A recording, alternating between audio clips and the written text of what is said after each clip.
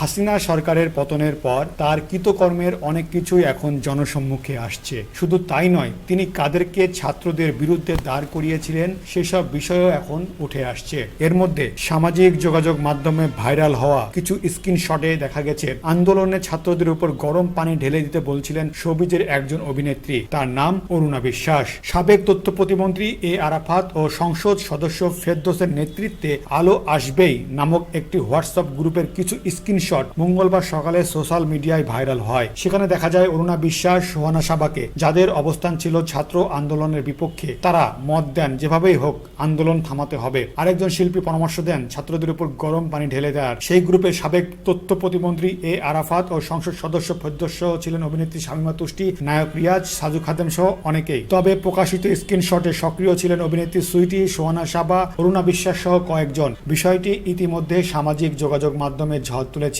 এই গ্রুপে নির্মাতা মোস্তফা সরোয়ার ফারুকীকে নিয়েও কথা হয়, ফলে ফারুকী বিষয়টি স্বাভাবিকভাবে নেননি। এটিকে মানবতা বিরোধী আখ্যা দিয়ে তিনি সরকারের দৃষ্টি আকর্ষণ করে সামাজিক যোগাযোগ মাধ্যমে এর বিচার চেয়েছেন।